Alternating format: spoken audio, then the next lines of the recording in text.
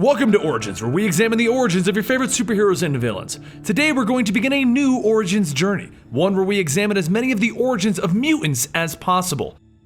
Now it's important to keep in mind that mutants do not gain their powers from a significant plot point. There are no radioactive spiders or super soldier serums. Nope, mutants are born this way. So what we're going to be doing with this series is explaining how they learned about their powers and how they became the superhero or villain that they end up becoming in the X-Men universe.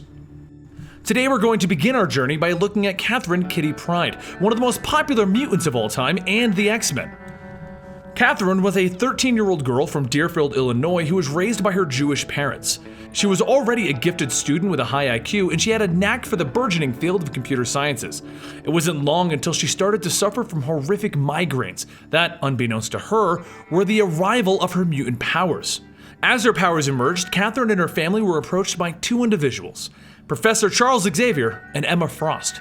Each of them individually sought to recruit her for their respective organizations, the X-Men and the Hellfire Club. When Catherine first met Emma Frost, she found her to be a bit unnerving and wasn't interested in going with her to her Massachusetts academy. When the professor arrived, he brought three of the mutants from his team with him: Wolverine, Colossus, and Storm. The three of them took Catherine to a local malt shop while Professor X stayed to talk with the Pryde family. At the malt shop, Catherine got along very well with Storm, and Storm revealed to her that they were part of a team called the X-Men, and Catherine got very enthusiastic about that prospect. But the White Queen herself, with her powerful telepathic powers, subdued the X-Men, though Kitty was able to escape from this incident. She was then contacted by the other X-Men, Cyclops, Nightcrawler, and Phoenix, and they all teamed up to rescue the X-Men who had been captured. During the battle, the White Queen had seemingly died, which meant that there was only one group now attempting to recruit Catherine. However, the Pryde parents were not pleased with what had happened. All they knew is that the X-Men took their daughter to a malt shop, which was then destroyed, and their daughter went missing for the day.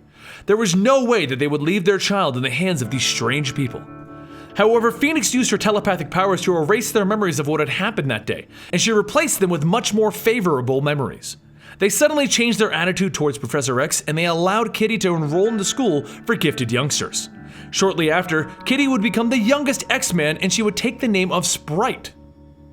So what does Kitty Pryde do? What is her mutant power? Well, simply put, she has the power to phase. Technically, she can pass through solid matter and objects by passing her atoms through the spaces between the atoms of the object through which she is moving.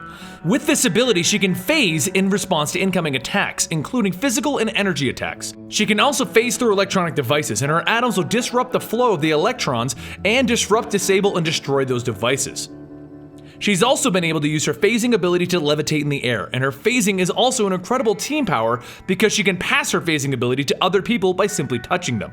This can also be used as a lethal weapon by phasing someone with her touch and pulling them into solid matter. She can then release them in the solid matter, killing the person. While her ability is optional, meaning she can turn it off and on, there are times that she's been left in an intangible form for months or years at a time. All of this makes Kitty one of the most formidable mutants in the X-Men roster.